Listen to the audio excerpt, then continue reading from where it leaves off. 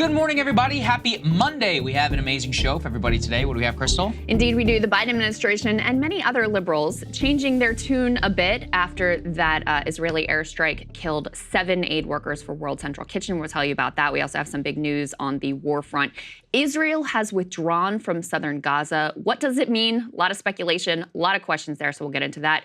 We're also keeping an eye on how Iran will retaliate for that Israeli strike on their consular building in Syria, and very dramatic escalations and questions there as well.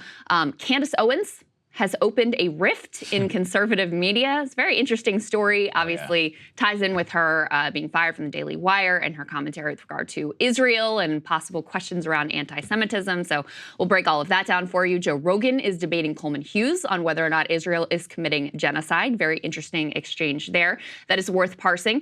Trump had a massive fundraiser, raising some $50 million in one day and making some quite noteworthy promises to the big donors in the room. I have a monologue breaking down that big report from Plus 972 magazine that came out last week about the way that Israel is using AI to supercharge their assault on the Gaza Strip. Really important journalistic piece, so looking forward to spending some time with that one. Before we get to any of that, Saagar, we've been teasing this for a while, but we do have some big news that is coming up soon. I promise you.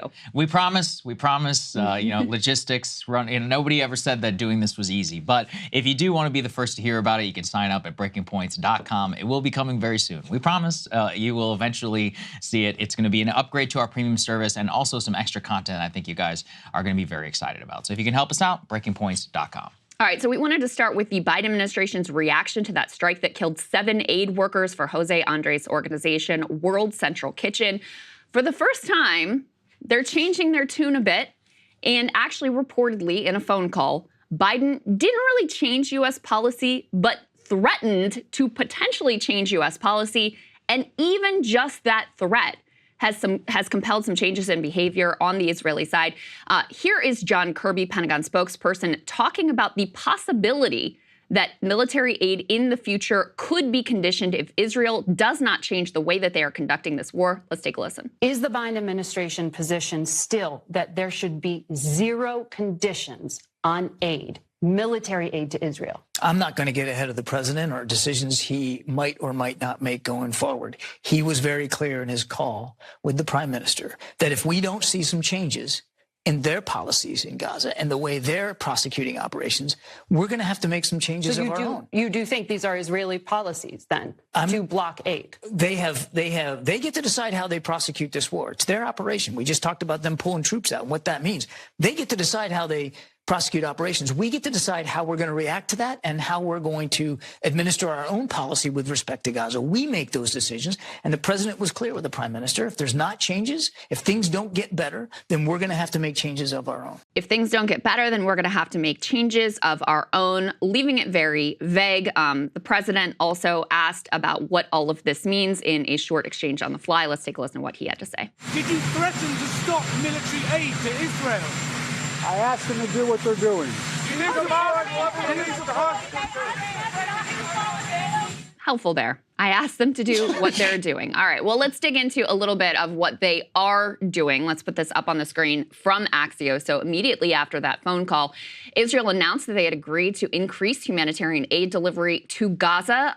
There's a number of actions that they're taking on this front. So they're opening the Erez crossing in the northern Gaza Strip. That would be the first time since October 7th. We also have a quote from Kamala Harris in this piece. She said, the president made clear we will make sure Israel isn't left without the ability to defend itself. At the same time, if there are no changes to their approach, we are likely to change our approach. So very similar to Kirby's comments. Let's go ahead and put up the fifth element on the screen here, guys, to show you the additional actions that were taken.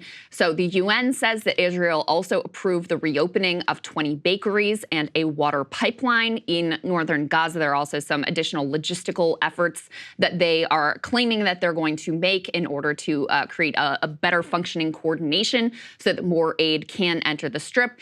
And in addition, according to the Israelis, yesterday saw 322 aid trucks entering the Gaza Strip. That is the highest daily number of aid trucks that has entered the enclave since October 7th. Again, this is according to Israeli officials, so take that for what it's worth, as reported by Barak Ravid. But, there's a couple things that are noteworthy here, Sarah. I mean, first of all, the Israelis have long been saying, oh, we're not doing anything to blockade. We're doing everything we can to get aided. Oh, really? Well, turns out that you could, at the snap of a finger, open new crossings, reinstate a pipeline, reopen 20 bakeries that have been shuttered, increase coordination, immediately surge the number of aid trucks coming through. So this line that they've been feeding you all for months now, that, oh, we're doing everything, obviously complete and utter bullshit. Second really noteworthy point here is, for the people who are saying, oh, well, Israel's a sovereign country. We really don't have any say over what they do. The Biden administration did not even change policy. He made one phone call where he threatened to potentially, in some amorphous way, change policy in the future.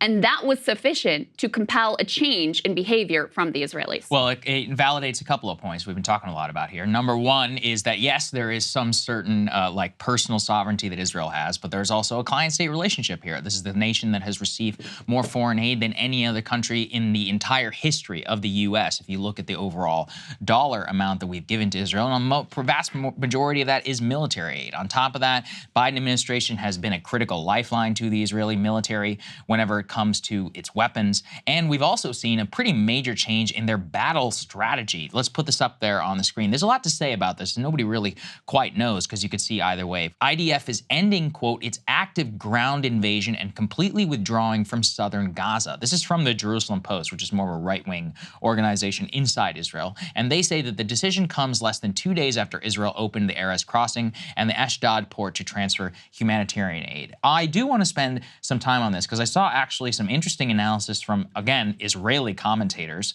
and one who in English put it this way. He says, these are two very concerning data points from Gaza. One, after the multi-week campaign in and around Al-Shifa, mortars are still being fired at the IDF from northern Gaza as troops are leaving the Gaza Strip. This shows that the enemy still has, quote, plenty of forces in the north. Two, after months of battles now in Khan Yunis by the 98th Division and its commando brigade, 4 soldiers were just killed yesterday, announced by the IDF. This shows that the enemy still uses tunnels and has weapons despite months of being chased around. The problem with the strategy of clear and not hold is that it seems to inevitably mean Hamas returns. Now, he's writing it from a very pro-Israeli military perspective, but the reason why it really struck out to me is that even the clear-eyed Israeli military analysts inside the country are like, hey, this entire military campaign did not actually achieve its so-called military end. We have rockets and military capability in northern Gaza and in Khan Yunis, both of which were promised as the justification. You can see majority from the U.S. commentators and even defenders of his military strategy is it's working. And yeah, there's a high civilian casualty, but what are you going to do? But this is actually evidence that the enemy both retains its military capacity, that they have not been able to destroy Hamas, and that even with all of their tactics, their effective free fire zone, etc., that it hasn't worked, which was, I mean, frankly, predictable from the start with the way that they've decided to wage the war. It is not only predictable from the start, it was predicted from the start, including by people who are not, deep military experts such as ourselves. The idea that you were going to defeat Hamas and that was going to be the actual goal of the strategy. I mean, it never made sense from day one, first of all, that you would even be able to do that or what that even means. Second of all, the tactics from the beginning, remember, we covered those comments from Jocko about this. That's right. The tactics were never consistent with that goal. The tactics were consistent with revenge. The tactics were consistent with annihilation. The tactics were consistent with collective punishment of the entire civilian population, which is where, the siege comes into play. And I've got a lot more on how those tactics actually were decided on and how they were executed in the field in my monologue today. But the idea that this was some, hunt for Hamas, and it was really this targeted military campaign directly at Hamas, that was preposterous from the jump. But now they're at a place where they can sort of no longer sustain the lie, even amongst, their own supporters who want to believe the lie, who want to believe that justification. It becomes too preposterous for anyone who is looking at this thing clearly to sustain. So what the Israeli Defense Minister Yoav Gallant is saying about their withdrawal from Khan Yunis, from southern Gaza, leaving a very minimal number, honestly, of soldiers still remaining in the Gaza Strip. Basically, they are posted up along the corridor between north and south, this dividing line, to prevent Palestinians from returning to their homes in northern Gaza. That is the bulk of where the troops remain in the Gaza Strip. Now, they claim, and U.S. intelligence has also put out a statement to the same effect, that the reason they are withdrawing from Khan Yunis and southern Gaza at this time is to rest up and prepare the operation for Rafah. We know that Netanyahu has very aggressively asserted that there is no way he will be deterred from going into Rafah. That is still hanging out there. So what this actually means, I think it's very honestly difficult to say at this point, and what it means for the future. The other thing that's hanging over this, with a lot of question marks, is there are ongoing negotiations occurring in Qatar for some sort of ceasefire. Don't know the length, don't know the contours of that, don't know how likely that is to actually come to fruition. But one of the things Hamas has been insisting on is some sort of IDF withdrawal. So the other possibility is this withdrawal a precursor to some sort of either temporary or more lasting ceasefire deal. We simply don't know at this point, but obviously the fact that there was such a significant withdrawal from southern Gaza is incredibly significant and something to really keep our eyes on. Now, in terms of Netanyahu and his domestic political situation, as we've said a million times, and we're not the only ones, he has to keep this war going to hold on to his position in power. Obviously, there have been huge questions about him leading up to October 7th. He is deeply unpopular in Israel almost across the board. Once the war is over, there will be a clamoring for new elections, and he will be in big trouble then. So I think he almost has to hold on to, a potential a Rafah invasion, as he asserts, as a certainty.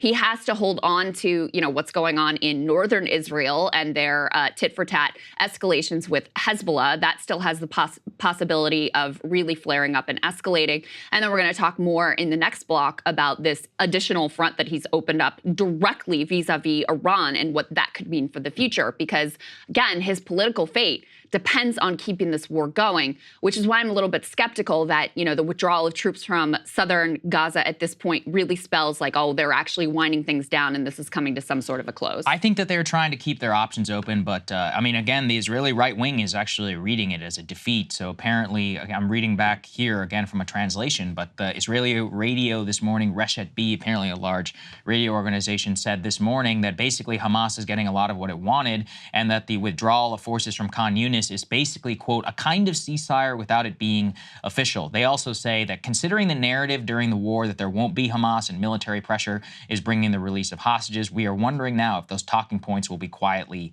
shelved. So I think they're in a holding pattern. I don't think they really know what they're doing. Of course, they're going to try and save face and be like, no, we're going into Rafah. But international pressure and changes and wins here in the U.S. very clearly dramatically shifting after the strike on the World Central Kitchen. Don't get me wrong. I would not put it past them whatsoever. And if things change, if these things fail, or if something else, happens that could influence events, very much could be possible. But regardless, I think we're in an interesting kind of a flux situation right now that could go in two different directions. Yeah, absolutely. I think my personal assessment is that Bibi has to hold on to the Rafah invasion is coming. Yeah. I think he said it so clearly and made that promise so clearly so many times. I really don't think he can back off of it without, immediately jeopardizing his political position, which is his end-all, be-all. I mean, he's an ideological actor, but he's also, first and foremost, a political animal. There's a reason that he has held power so often and for so long in Israeli society. So I think he has to stick to that pledge. But perhaps there's, responding to this tiniest bit of U.S. pressure that the Biden administration has put on of, let's back off for a bit and let things cool down, let a little bit more of a trickle of aid flow into the Strip in response to these concerns from the Americans. And again, just take note, everyone. It did not even take an actual change in policy to compel some changes on the Israeli side. All it took was the threat of possible future undefined action, and we saw immediate response from the Israelis. So keep that in mind the next time they try to gaslight you into, oh, Biden's doing all he can, and oh, we just, we're just impotent. We have no power in this situation. That is nonsense. That is utter and complete nonsense. Hey guys, if you like that video, go to breakingpoints.com, become a premium subscriber, and help us build the best independent media organization on the planet. That's right. We're subscriber funded. We're building something new. We want to replace these failing mainstream media organizations. So again, to subscribe, it's breakingpoints.com.